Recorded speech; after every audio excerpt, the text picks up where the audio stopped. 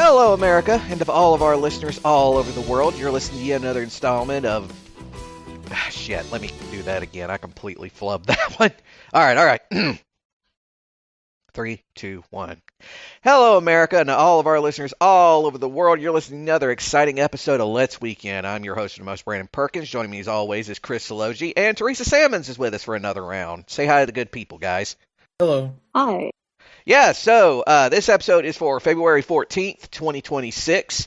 And it doesn't really feel like February right now. It's starting to feel more like spring.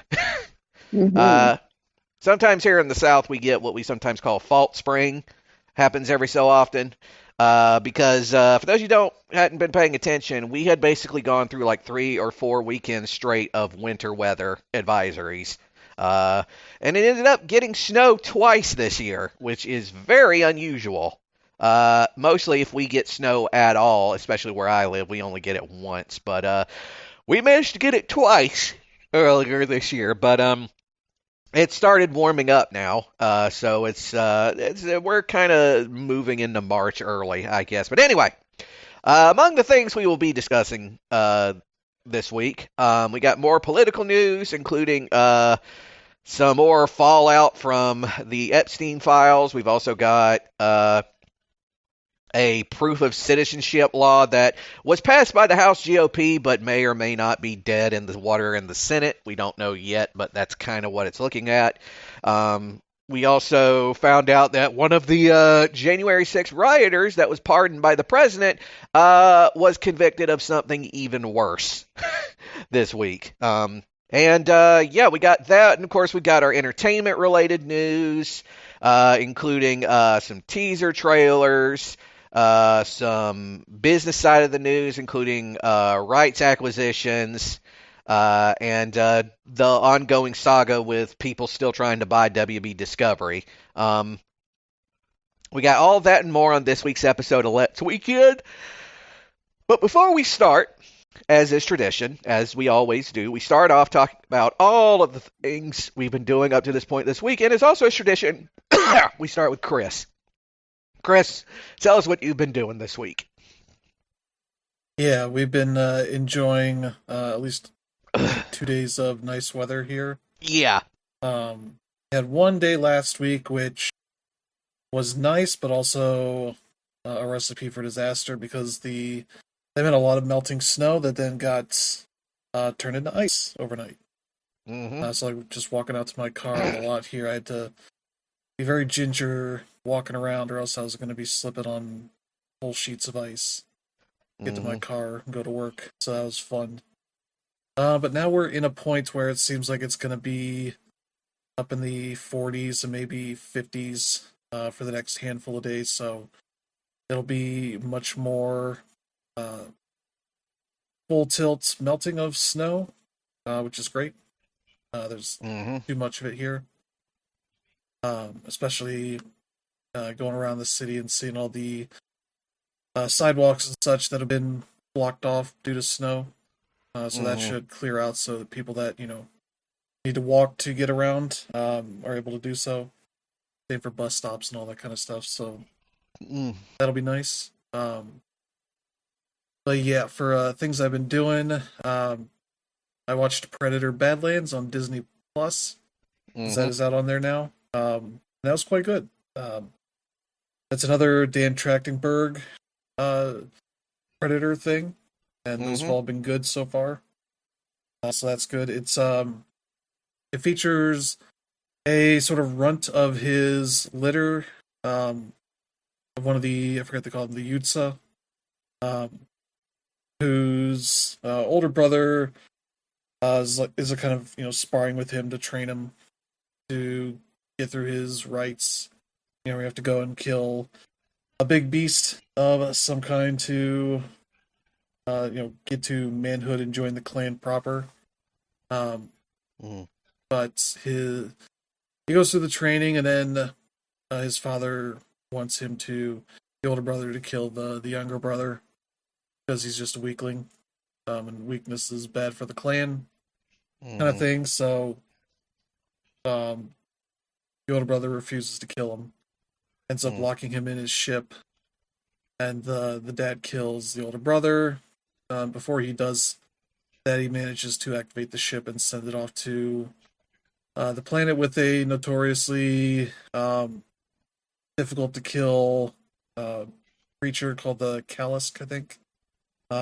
And sort of in dealing with that, he lands in Callisk and ends up running into an android from Whalen Yutani, played by Elle Fanning, who is in who's half a body, the top half, stuck in this like nest, and she ends up convincing him to help her out, and she'll help him bag the kill that he wants. And along the way, he kind of learns more about a new way to do things instead of just the way that the Yutza kind of do things, which is you have to be a loner and strong and all this, and starts learning about. She like brings up the notion of the wolf, the wolf pack, that kind of thing. Where the alpha wolf is the one that best takes care of the clan of the group. So he kind of becomes, very receptive to that kind of idea. That might be the best path forward.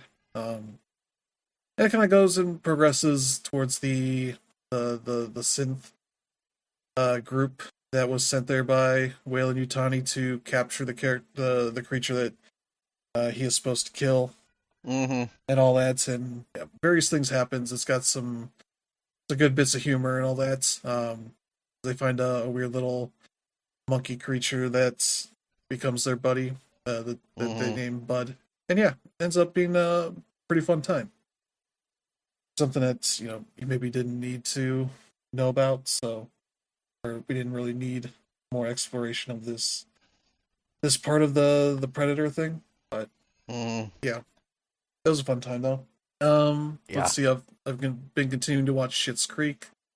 I am towards the end of season 2, where the family, realizing they're kind of still stuck in the town, decides to kind of become a part of the community. In a sense, Eugene Levy's character, gets in office and thinks that he's going to come up with the idea that will get them back to being rich and all that. But just kind of ends up hanging out with Bob and doing various things. Moira, where I'm at, she's going to be running for city council, and trying to use her skills to gain power in the town. David is working at was the Blouse Barn, but he's kind of completely overhauled it to get rid of all the tacky clothes. That's like a fun bit there, and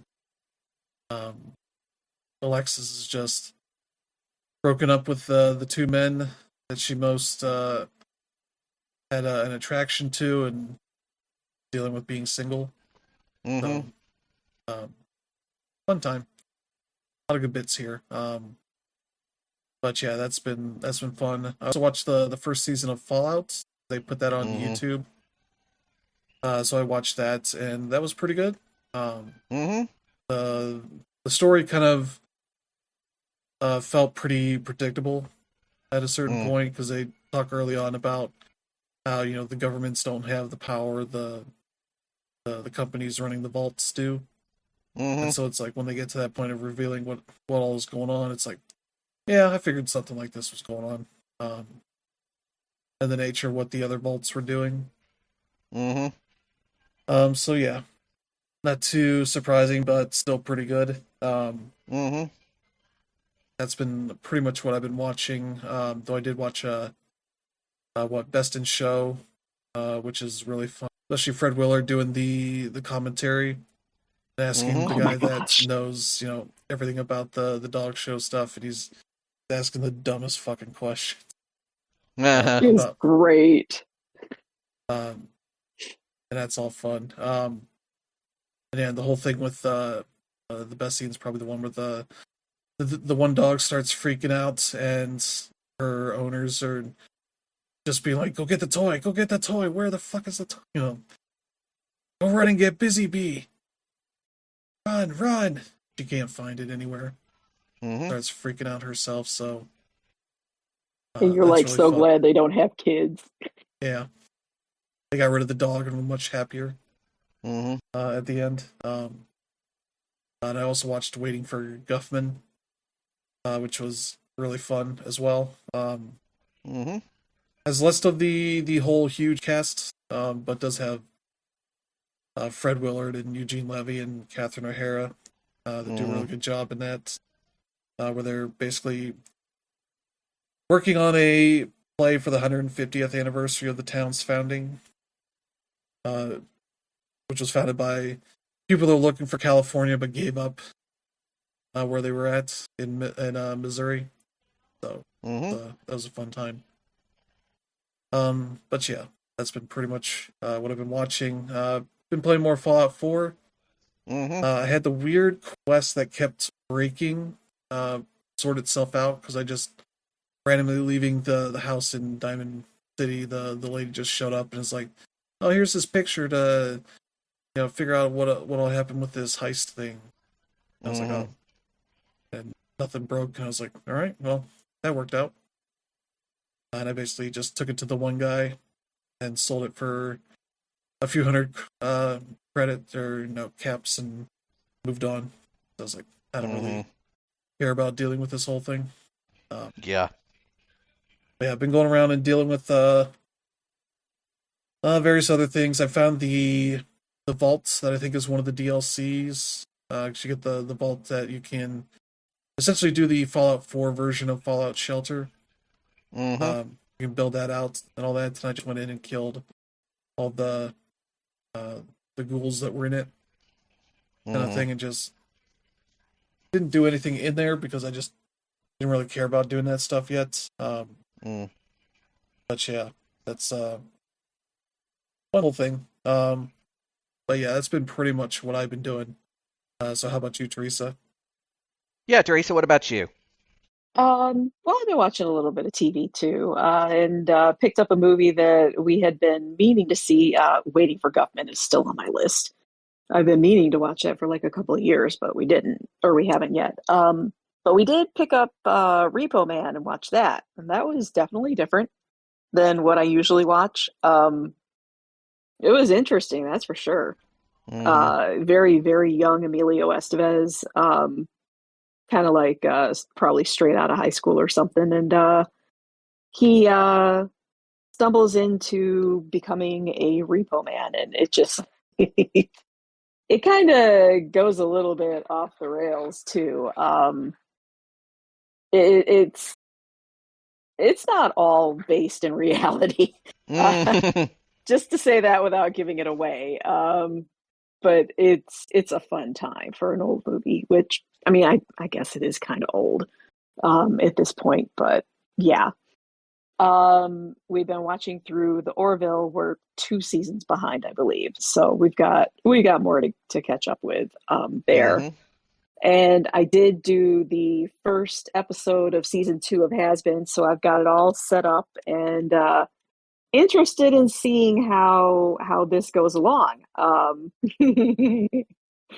They definitely laid the stage. But for gaming, I played kind of a crazy amount of Champions of Norath, an old EverQuest port type of side thing that was on the PlayStation back in the day.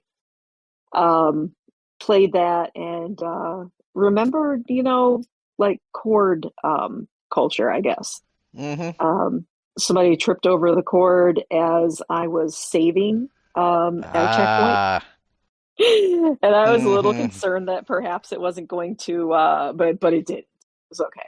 It was okay. I'm like, oh no, if I lose all my space or all my place, I don't even know if I'm going to finish this game. But also playing the usual, like Balatro, unlocked another deck the other day, so still working on all the achievements for that. And Kingdom Two Crowns, of course. Actually playing a little challenge co-op island of that right now. A lot, but also not a lot. But that's pretty much what I've been doing. What have you been doing, Brandon? Well, as for me, I have been playing Donkey Kong Bonanza some more. I finished it's you could call it the end of the whole campaign, but it's not really because there's actually like a little extra part at the end that's still there. But it's amazing because once you get to the end of the game, you realize that because here's the thing. About halfway through this game, they end up coming into a place called the racing layer. Because, like I said, Donkey Kong Bonanza, you're essentially going underground and you're going deeper and deeper until you eventually get to the core. And so you're going through these various layers, which all have these various like towns and peoples living in them. And one of them you do get to is called the racing layer, and the racing layer just so happens to have none other than Diddy and Dixie Kong there, having not aged a day, which brings up so many questions. Because remember, in this game, Pauline is with you, and she's like 13. So, yeah. And that's weird enough as it is. But towards the very end of the game, none other than King K. Rool himself shows up and becomes the like final villain of the game. And he makes it sound like he's been down there for a long time. But it's like a lot of it it's like, and then out of that, not only does he do that, but that whole last area where he's basically, made his camp or whatever, is made up of some of the most infamous enemies that you encountered in the Donkey Kong Country series, including the original Kremlings, as well as those annoying as fuck spiked wasp bees things, and even the vultures, and even those freaking like rolling armadillo things that show up in, I think, the first game. Yeah, they're there as well. And then at the very end, he manages to like sort of take on the power of it's complicated, but basically he takes on the power of like the core that's at the core of this world, manages to make his way up back to New Donk City, and because that's where Pauline is apparently from, and he like temporarily takes it over, and it's like, okay, so like, what the fuck is the timeline here? Yeah, it sounds like maybe they got a time machine going on. Yeah. Like, okay, Pauline is like 13, which means that, either this is not the Pauline that's supposed to be in, Donkey Kong, or, they've sort of just said that Donkey Kong isn't a thing anymore or whatever. And it brings up so many questions. Because anybody who's played, pretty much all the Mario games since Odyssey knows that Pauline's been, a part of Nintendo again for almost a decade now.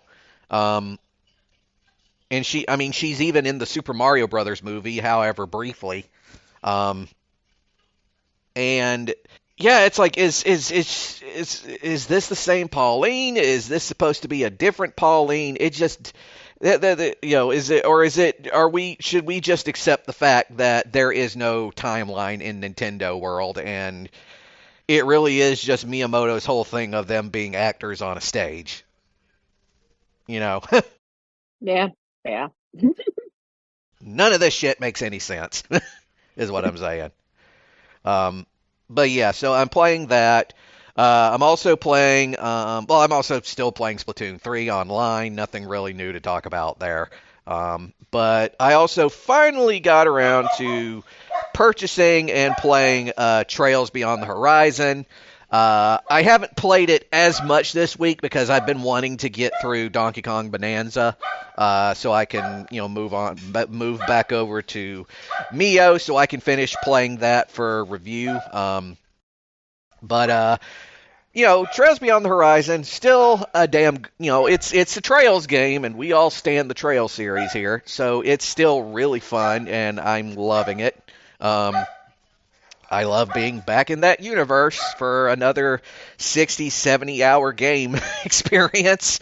And I'm just like wondering like where the hell they're going to take this story going forward. But yeah, I'm loving that. Books, new normal books, reading, nothing new there. And as I said, like at the top of the show, I just love the fact that the weather is warming back up a little bit, and I don't have to feel like I'm freezing to death every time I walk down to the mailbox. So that's all well and good. And so yeah, that's what I've been doing. So do you guys have anything y'all want to add before we move on? Nope. No. No? Okay. Well then, it's now time for everybody's favorite part of the show, Brandon's Random Factoid. And I wanted to sort of get off the whole temporarily get off the whole series we'd been doing of B tier terrible obscure fighting games and talk about sort of a subject that it's one of those stories that it's crazy that it happened because it requires so many people just having a complete and total breakdown of communication for it to happen. And yet it actually happened, and it happened before the new millennium even started. So quick question. Have any of you guys ever worked in a grocery store before? Well, Walmart before it was a super Walmart, but no, not really. Okay, what about you, Chris? No. No? Okay, so I've worked in a couple grocery stores. And one of the things that they basically teach you, they train you about, they absolutely shove into your head the very first day that you start working there is that you absolutely have to make sure that the perishable stuff is safe and at proper temperature. If you're closing up for the night, got to make sure all the eggs, the cheese, the dairy, all that stuff is, put over in the freezer section, where it can keep nice and chill. All the frozen foods need to go over to the freezer section. All of the canned goods need to be made sure they're at the proper area, because if something happens and you end up just leaving one of these things out overnight, there's just no telling what can happen. Because let's be honest, eggs go bad pretty quickly if they're not in a proper temperature. And most modern grocery stores, they all have backup generators. They all have that stuff. So, even if like the electricity goes out or the power's cut off or anything, they still have enough power going that they'll be able to keep stuff, frozen, keep the frozen stuff frozen, keep the cold stuff cold, all of that stuff, right? But what happens when a supermarket not only has its electricity cut off, but then has the electricity cut off, the gas turned off, has the store abandoned, and all the stuff is left in there for months on end until eventually it becomes a biohazard? Ooh, I don't even want to think about smelling that. Yeah, well, this actually happened. And it happened in probably one of the worst possible places that something like that could happen. It happened in Fort Worth, Texas. Yeah. No. So, this is the story of Mexia Supermarket. Now, this is one of those stories that happened way back in 1999, but it became sort of a viral thing that people on the internet got interested in because, well, I'll get to that. But it's one of those lost media things that people had to search for before they finally found it. But I'll explain. So basically, this is what you need to know. So, Mexia Supermarket. It was a supermarket that was opened in Fort Worth, Texas. It was established by a small little company called Advanced Investment Corp. that was owned by two Laotian immigrants, Mr. Dung Chang and his wife Kung Song. After it obtained a 15-year, $975,000 loan from Comerica Bank of Texas. They decided to host this little place at a little shop on 3900 Hemphill Street, which was about a 36,000-foot rectangular building, which had originally been owned by a previously small little food store called Daniel's Food Store, which was a business that was headquartered in Dallas. At some point between 1997 and October 5th, 1998, the shop opened, which was the first taxable date for sales tax of that year. But as you can imagine by how the story goes, they didn't get really good profits, and they were about over $1 million in debt owed to various creditors. So they eventually had to file for Chapter 11 bankruptcy. Now, when the store actually closed, nobody's really exactly sure. The Associated Press says it's closed in sometime in July of 1999. The Fort Worth Star-Telegram says it closed at the end of August. And by September 15th, there were nearby residents that were already calling the city to inform them of the store's closure. The store's health permit was canceled and removed from the list of active food businesses. And this is sort of where all the stuff sort of everything just sort of goes haywire. So Advanced Investment Corp filed for Chapter 7 bankruptcy on September of that year, sometime around 28th or the 29th. And an attorney by the name of Stephen Strange was hired on to represent as the lawyer for that company. The Comerica Bank of Texas that I mentioned earlier, they acted as the lien on the building. So this is where everything goes haywire. So sometime after all this happened, people started, the media started talking to this guy, Stephen Strange. Strange said that he had called the lawyers of the bank to inform them of the bankruptcy and that the store had closed and that he had been given the keys. Now, for those who kind of don't really know how like Chapter 7 works going from there, basically from that moment forward, the bank or the trustee would generally take steps to dispose of the property inside the building. That's generally how it's supposed to work. But for some reason, they didn't. Quote Strange himself, I can't really tell you what happened. Apparently, the electric company turned off the electricity October 18th of that year, and obviously no one had done anything about it then.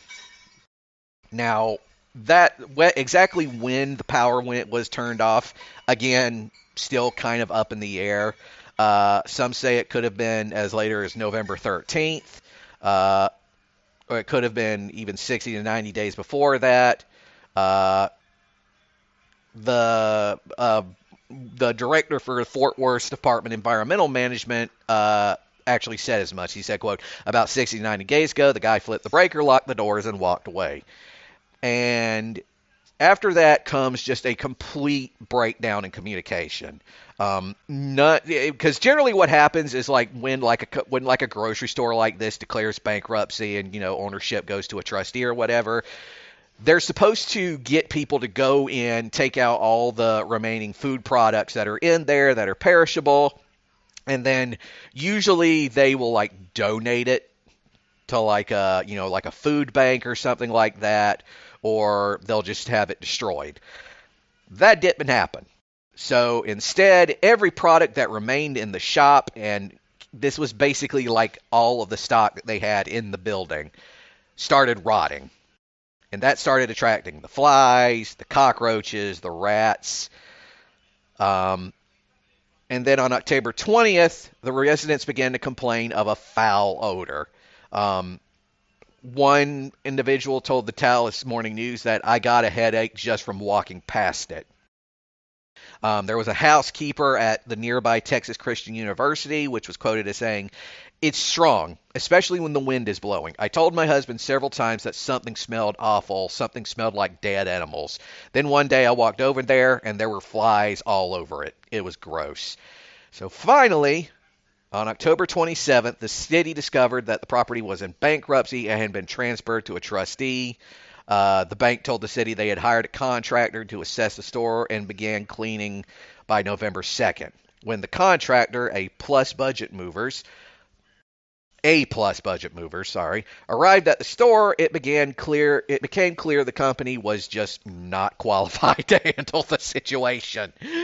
Then on November 4th, the bank told the city it was not the legal owner of the property and was not responsible for the cleanup.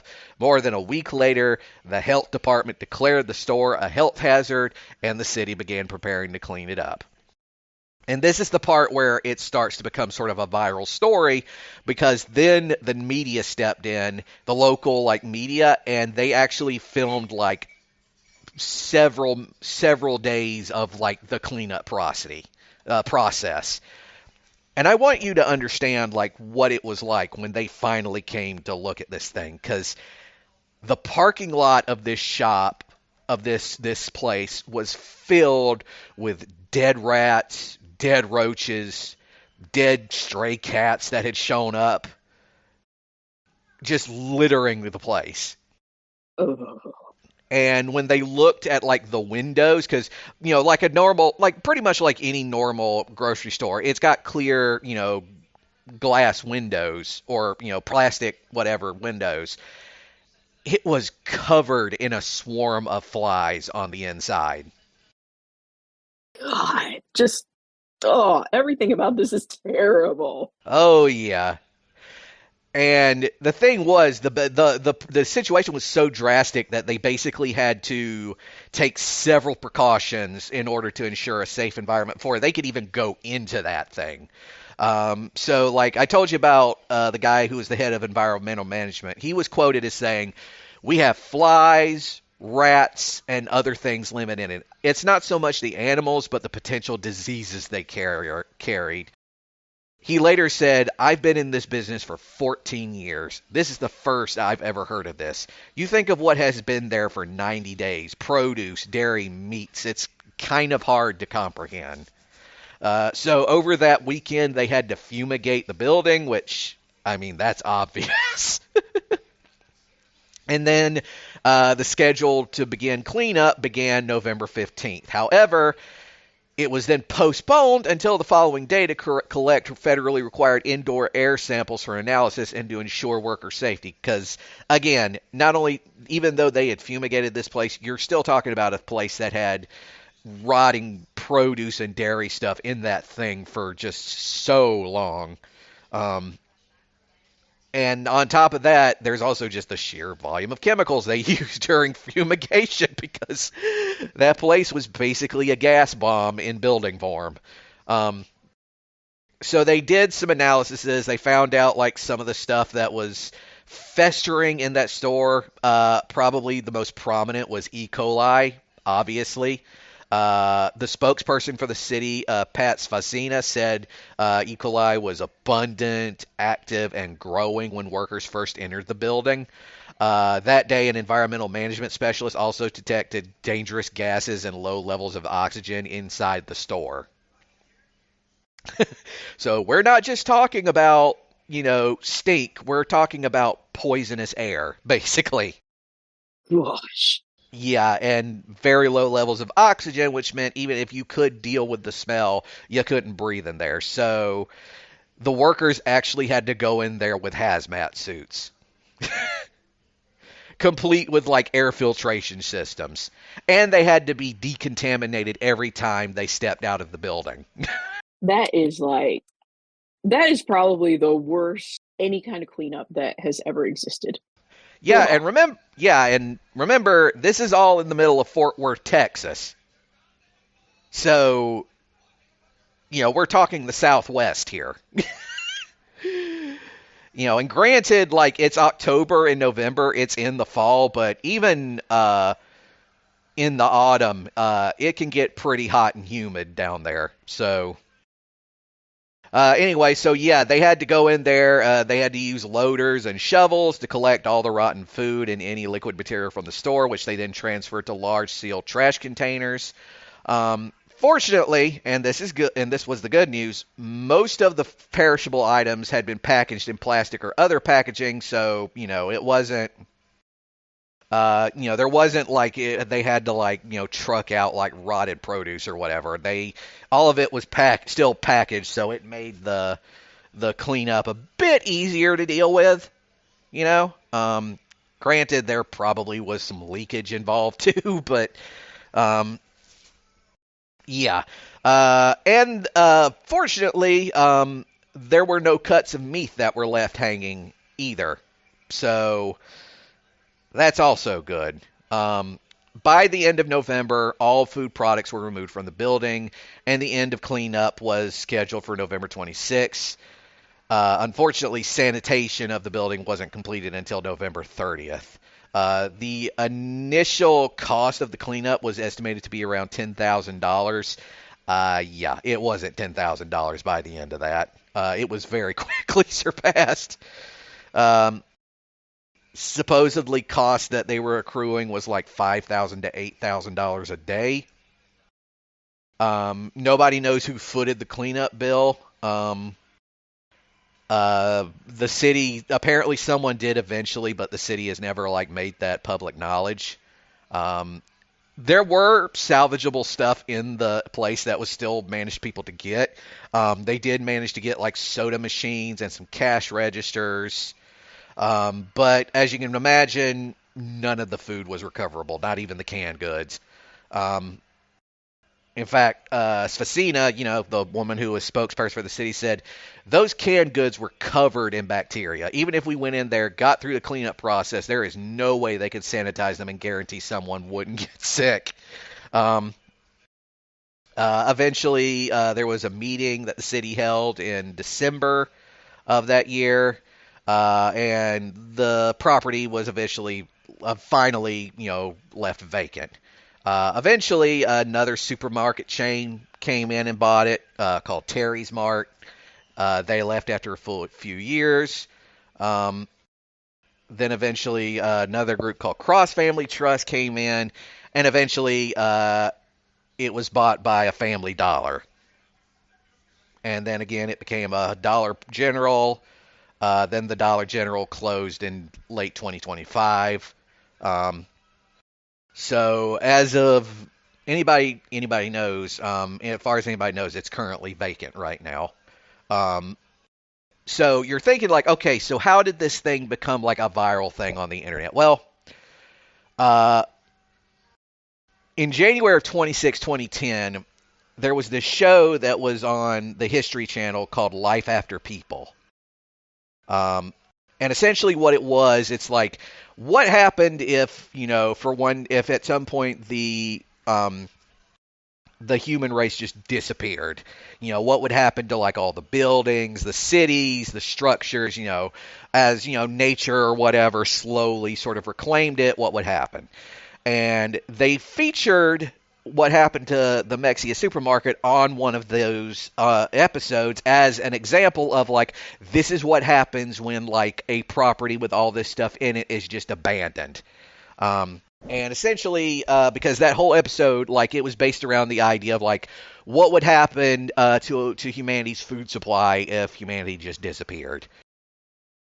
And what the reason this caught on is because it ended up showing a bunch of footage that never actually showed up on the original, like, local news stuff.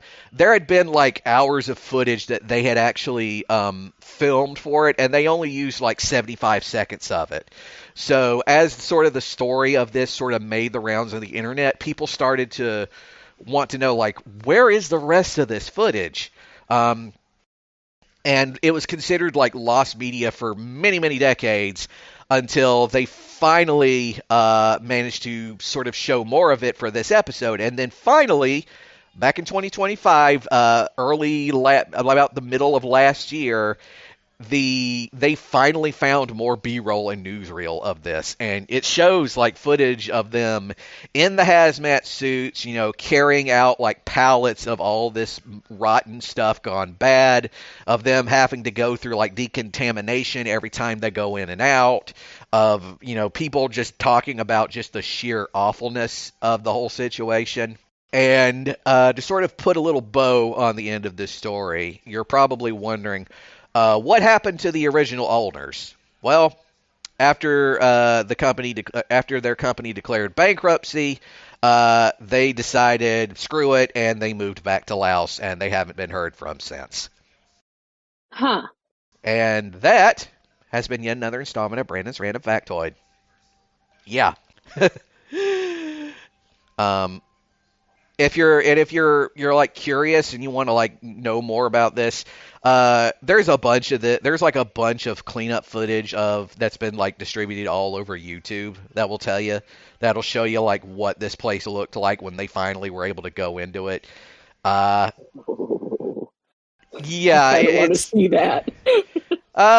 hold on just a second. I can do that for you right now. Uh, there you go. All right. Yeah. Just don't do it on a make sure you have an empty stomach when you do, because yeah, it gets gross. Um, but then again, I've worked at a grocery store, so I've kind of seen worse, to be honest. Yeah. Um, but yeah, anyway, so with that, it's now time to move on to the show proper. And as always with our show proper, we start off with the assholes of the week. And our first story for the week is that the House of Representatives recently passed the SAVE Act, which, amongst other things, because like with a lot of these legislations, it's a bunch of stuff rolled into one. Uh, it's going to require strict proof of citizenship documents for people to vote. And when we say that, we don't mean that you can't have like a driver's license. No, you've got to have like a passport, a birth certificate, all that shit. Yeah, Yeah. we've known about this for like what, half a year now? It's going to disenfranchise women exactly like me. Yeah. Women who are married and change their name. Yeah. Yeah. The Safeguard American Voter Eligibility Act, Mm-hmm. Save America Act, would require Americans to prove they're citizens when they register to vote, mostly through a valid U.S. passport or birth certificate. It would also require a valid photo identification before voters can cast ballots, which some states already demand. Um, Pretty much on party lines. 218 to Yeah. 213 passed. Mm-hmm. Uh, yeah, they're saying the legislation is needed to prevent voter fraud, which is not a real concern. Mm. Um, No, they just need to keep white married women from voting because we vote Mm. Democrat. Mm-hmm. yeah, pretty Yeah. much anybody but your average white man. Mm-hmm. Yeah. Because federal law already requires you to be a U.S. citizen. It already gets confirmed as you're getting registered Mm-hmm. in every state, and so voter fraud is pretty much non-existent. Yeah. And as they say here, they're doing this before the midterms Mm-hmm. because they want to stop the blue wave that's coming. Mm-hmm. And it is coming. So we'll see where this goes, but I don't think the Senate is going to end up passing this. Yeah, it's pretty much believed that this is pretty much dead in the water as soon as it gets over there. The Dems have said that they're going to filibuster it using the 60 vote filibuster thing. And they've Yeah. already got one Republican who said that he's going to vote no on it with them. So, of course, you've also got Fetterman saying he's going to vote yes, but that's to be expected. Yeah. So yeah, that's happening. And then the Environmental Protection Agency revoked the scientific findings that underpin U.S. fight against climate change. Because, of course. Yeah. That would essentially allow them to start deregulating a lot of things. The rescinds a 2009 government declaration known as the endangerment finding that determined that carbon dioxide and other greenhouse gases threaten public health and welfare. Mm-hmm. That's a legal underpinning of nearly all climate regulations under the Clean Air Act for motor vehicles, power plants, and other pollution sources. This eliminates all greenhouse gas emission standards for cars and trucks and could unleash a broader undoing of climate regulations on stationary sources such as power plants and oil and gas facilities. Legal challenges are nearly certain to happen. Trump brags about this, calling it the single largest deregulatory action in American history by far. EPA Administrator Lee Zeldin called it the holy grail of federal regulatory overreach. So those two are happy. It's a bad idea. So yeah, I think we need to. People will challenge in court, and we'll see where that goes. Hopefully that gets blocked because I don't think the vehicle stuff is really all that concerning because I don't think very many of the manufacturers are going to want to make worse running cars on that stuff, especially as electric and hybrids are continuing to get more popular. But yeah, no sense making it easier for them. So yeah, there you go. Yep. And then we had another school shooting that happened, but this one happened in Vancouver, British Columbia. They killed 8 people in themselves, along with wounding 25 others. Yeah, it's a fun whole thing here. Over here, I'll get it. But yeah, it happened at a town outside of Vancouver. They killed an adult, 5 children, and before that shooting, the shooter killed their mom and their stepbrother in the process. So that's a fun whole thing there. Yeah, just a awful situation. So yeah, that's kind of the gist of it there. Rare sight in Canada, but going to become more popular as the guns we have starts to infest the people's minds up there, and they become more gun nuts. Even though they don't have the Second Amendment. Yeah, they don't. And in fact, the Canadian Supreme Court has ruled more than once that people are not entitled to a gun for self-defense in Canada. So, you can't use that excuse either. So, yeah, and I'm pretty sure like this is the first major school shooting they've had in like decades. Like, keep in mind, school shootings have happened in Canada before too. Obviously, they're not as numerous as they have been in the U.S., but they have happened from time to time.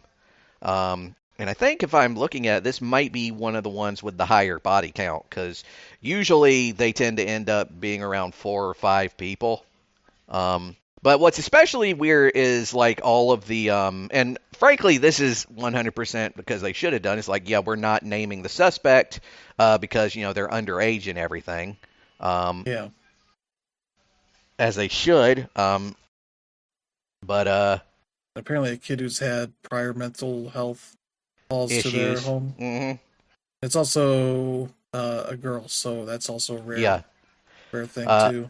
Yeah, and it's there's like this weird like a bunch because you know how the social media is when stories like this shit get out. Immediately, they said, oh, they were trans or they were Nazi or all these other things. All that other stuff. We just don't know. Yeah. The government of British Columbia is keeping mum about it, as they should. So that's pretty much all the end of that story for now. But then we go on to this other story where it turns out one of the January 6 rioters that had been pardoned by President Trump was convicted this week of sexually abusing children. Yeah. Was a Florida handyman. Has been convicted of multiple state charges of child molestation, exposing himself to children. He attempted to bribe one victim with money he claimed he would receive as part of the restitution for January 6 defendants. Yeah. This is the latest case of a pardon. Capitol rioter committing new crimes after receiving a pardon. Which is unfortunately not an uncommon thing.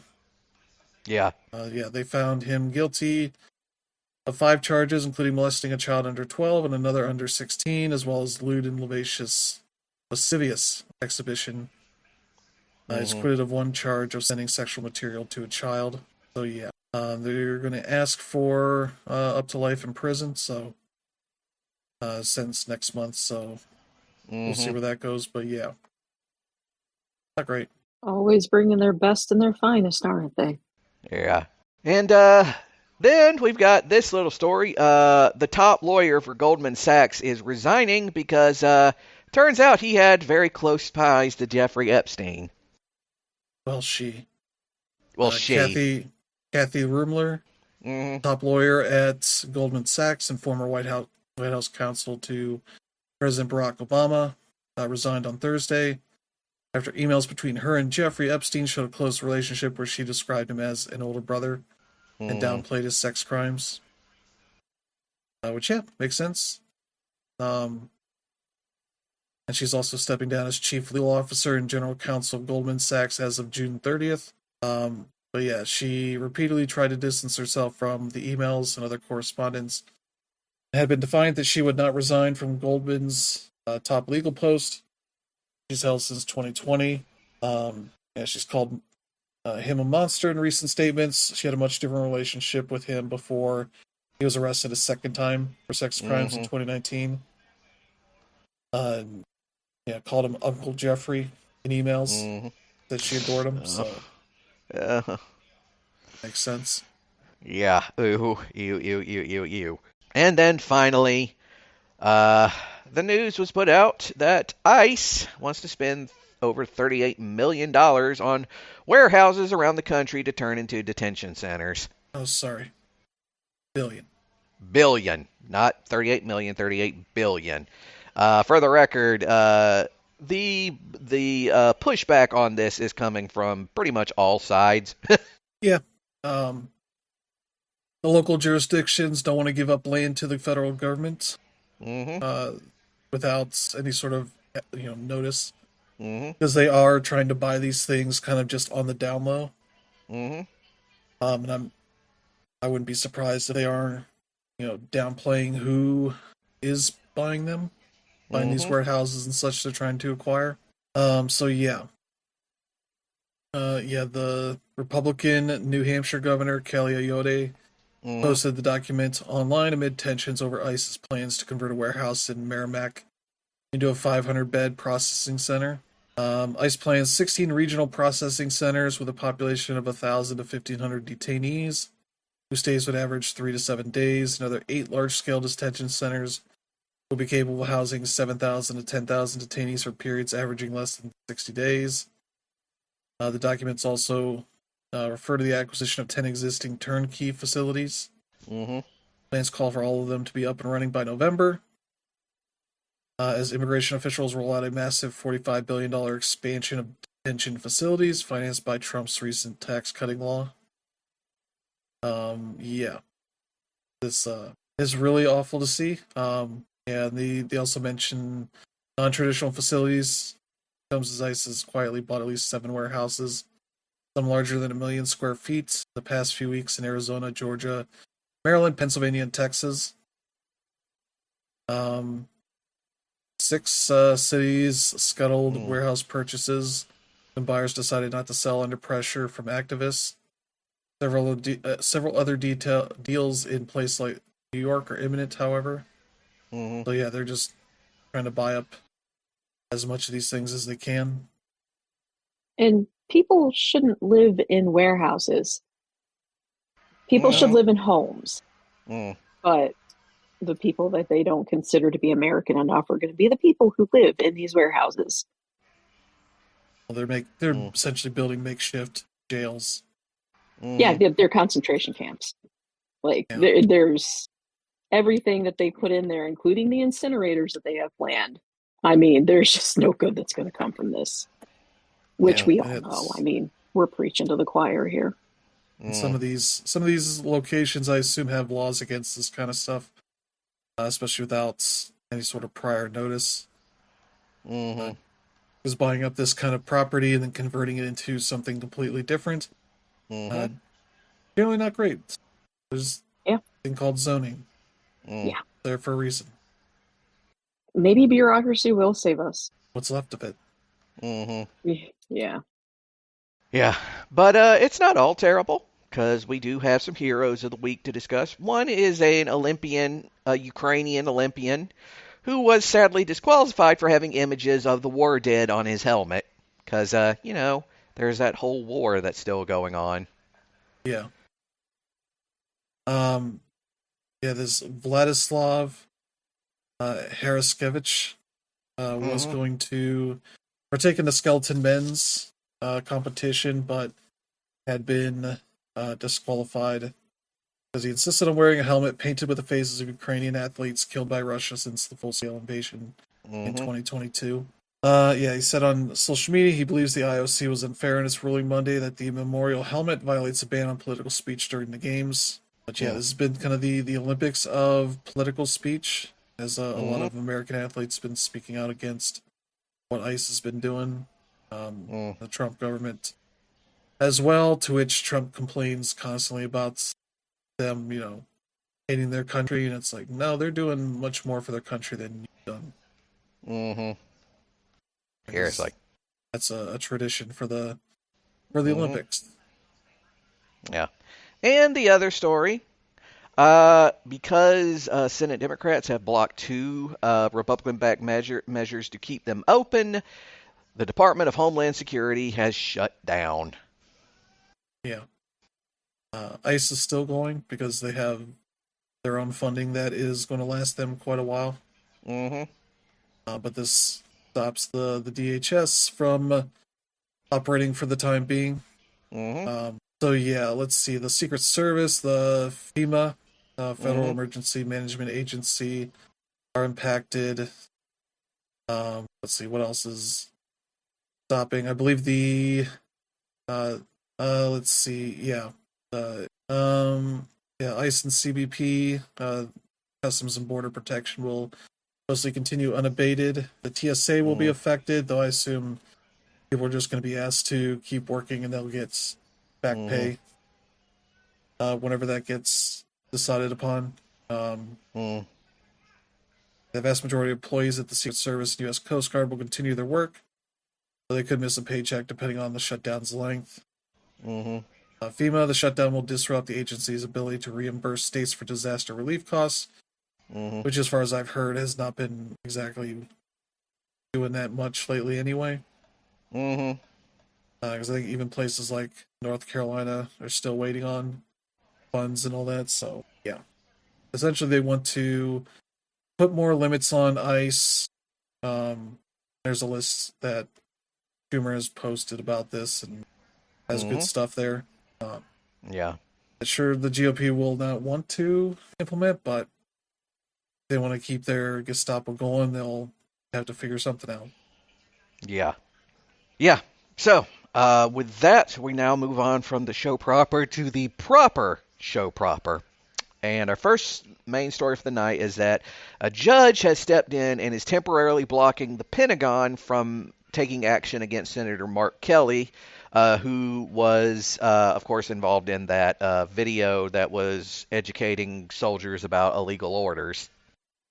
Yeah. So yeah, that's been good. The charges they brought up against the whole group Mm-hmm. were all dismissed by the judge, so Mm-hmm. there's nothing going on there. But this is the thing that Pete Hegseth is trying to punish Mark Kelly specifically for Mm-hmm. his political speech. Yeah.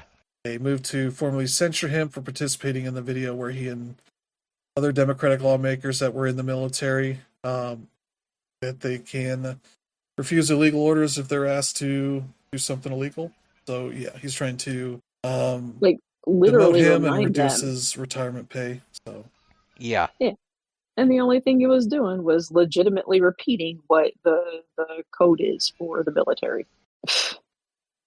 yeah, Yeah. Yeah, so there's that. And then we got this kind of amazing story that happened.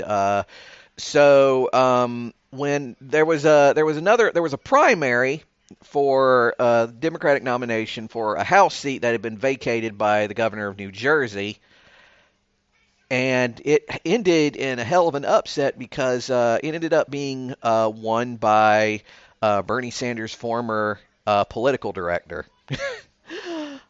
yeah. Anna Meja. Yep. She was the the American Families candidate. Mm-hmm. Uh, endorsed by Bernie Sanders, Warren, AOC, a bunch of people ended up getting 29% of the votes over the one Tom Malinowski, who was the presumptive favorite because he had been in some higher seats in the state itself, and was nominated by the mayor of Newark. So he ended up getting an upset there and will likely win the seats because the Republicans had just one guy who obviously won the primary. So there you go. So that happened, and kind of a major upset. So we'll see how that story goes from there. Then there's that ongoing story of the kidnapping of Nancy Guthrie.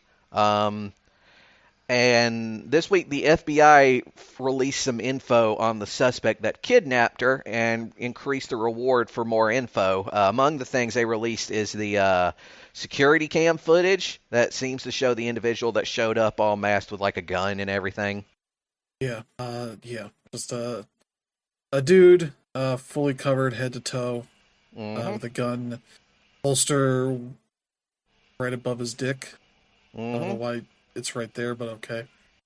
And yeah, just a description of the guy. And yeah, offered up to $100,000 for information leading to her recovery and or conviction in the case. So yeah, that is hopefully that happens, but yeah, it seems as it keeps going, increasingly unlikely that she may still be alive. But we'll see. We'll see, because holy shit, this whole story is just incredibly bizarre. Yeah. Why her? You know, why? It's a bit of a rabbit hole. I'm not gonna lie. Then we found out this week Amazon has scrapped a partnership with Flock Safety after a massive backlash to the Super Bowl ad they put out. It was probably the worst Super Bowl ad, which is interesting because there were a number of ads featuring de-aged celebrities that all looked bad. Yeah. But this is one couching the Ring soft, the software they were gonna use here.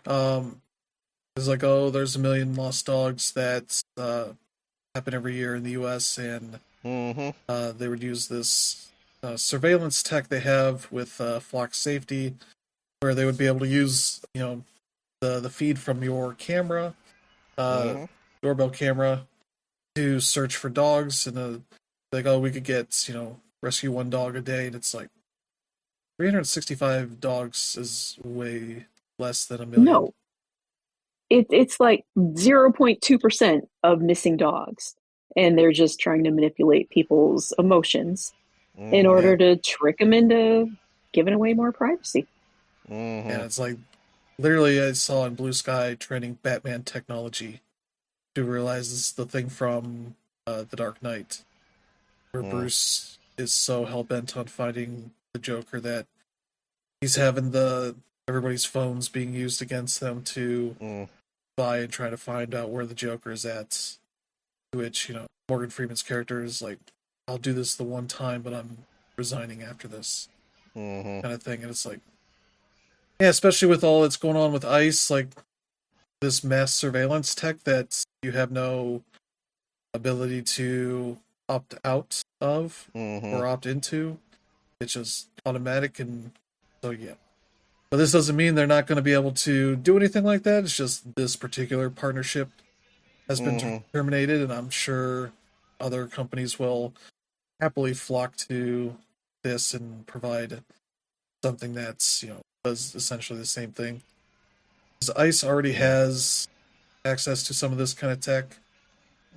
Same with your local police departments can essentially hijack your camera feeds through some of this kind of stuff. Yeah, so not great. Probably not going to make a major change here, but yeah, beware when you have stuff with cameras like this. Mm-hmm. The companies behind them often sell permission to use this kind of stuff without you being involved at all. Yeah. You have more Yes, they do. locally controlled camera systems if you're gonna do that, Mm-hmm.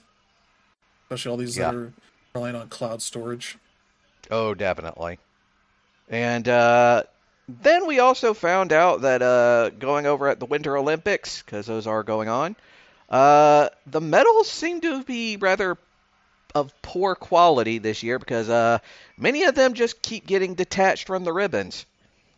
And getting dented easily, and one person had theirs just break in half when they dropped it, Mm-hmm. which is not great.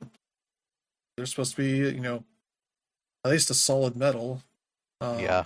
for what this is supposed to be. But yeah, Mm-hmm. they said they're aware there were some issues with some of these metals. They have Mm-hmm. a solution that's been identified and encouraged athletes to return them for repair. Mm-hmm. So yeah, that's one thing to see. Just a sign of how dumb this Olympics is. Yeah. Saw a story earlier that they already ran out of condoms in the Olympic Mm-hmm. Village. We're having Yeah. to get more lifted in Mm-hmm. for Valentine's Day. Yeah. 'Cause, yeah, if you don't know, when you put hundreds of the most fit, beautiful people in the world Mm-hmm. into a village for weeks on end, they don't have much to do when there's downtime. Nope. No, Especially they when do they know not. they're meeting people from other countries they'll maybe never see again. Like, I will hook up and have fun. Yeah. Like there's often, a McDonald's or something in the village because they're spending a lot of energy and need something to get them uh, eating right, Oh, yeah. eating enough. So yeah, Yeah. So yeah, that's happened. Then we moved on to this. The Department of Justice has ousted their antitrust chief Gail Slater, who had been reviewing the Netflix WB Discovery merger, because they are bound and determined to make sure this thing goes to Paramount. that or they don't want any uh, Hmm. merger to have a chance of being turned down. Yeah. So that's great. Yeah, I don't think they're having anybody do it right now. Hmm. But yeah, the DOJ has nobody in that role right now, so we'll see where that Yeah. goes. But yeah, just if you needed more evidence that this administration doesn't give a shit about Hmm. policing these major acquisitions, Yeah. there you go. Of Hmm. course, Elizabeth Warren is complaining about this, so Yeah. one of her chief things she keeps an eye on. Hmm. Yeah. I have a quote here: "A small army of MAGA-aligned lawyers and lobbyists have been trying to sell off merger approvals that will increase prices and harm innovation to the highest bidder." Hmm. Not wrong. No. No, they're not. But yeah. So moving on from there. We also got the news, and of course, we're now in the entertainment portion of the show. Warner Brothers Discovery says its board will be reviewing Paramount's upgraded Hostile Takeover offer. Yeah, Yeah. yeah. It's a thing they have to do as the board Mhm. is, uh, look over offers that are given. Mhm. They've denied the others because they typically haven't really changed anything about them. Mhm. But this one they seem to have increased some numbers here. Yeah, let me see what they say here. Yeah, they're offering $30 a share for WBD in its entirety. That includes the additional promise of paying shareholders 25 cents per share, roughly $650 million in cash each quarter.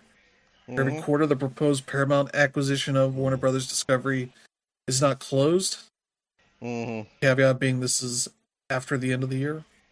Mhm. Among other new pledges, Paramount said it would pay the $2.8 billion termination fee due to Netflix if the shareholders accept Paramount's offer. So yeah, that's their whole thing. And then there was an activist shareholder that was like, "Oh, we're getting screwed by Netflix. We should take this deal." They don't have much stock anyway, so they're just being an activist shareholder. So yeah, this doesn't seem like it's all that much better. I imagine it will be turned down by the time we get to the next show. Probably. More than likely. So, yeah, we got that. And then we found out that Netflix has acquired the U.S. rights to the upcoming Lord of the Flies series. Yeah. This is coming from the Adolescence creator, Jack Thorne, which Adolescence was good, so seems likely this will also be good. Yeah, this is coming from Sony Pictures Television, as they're looking to premiere it at the Berlin Film Festival. Yeah, this is already launched on the BBC in the UK as of February 8th. Sold in territories across Europe, Latin America, and Asia. So, and Netflix will be getting that at some point. The 4-episode series.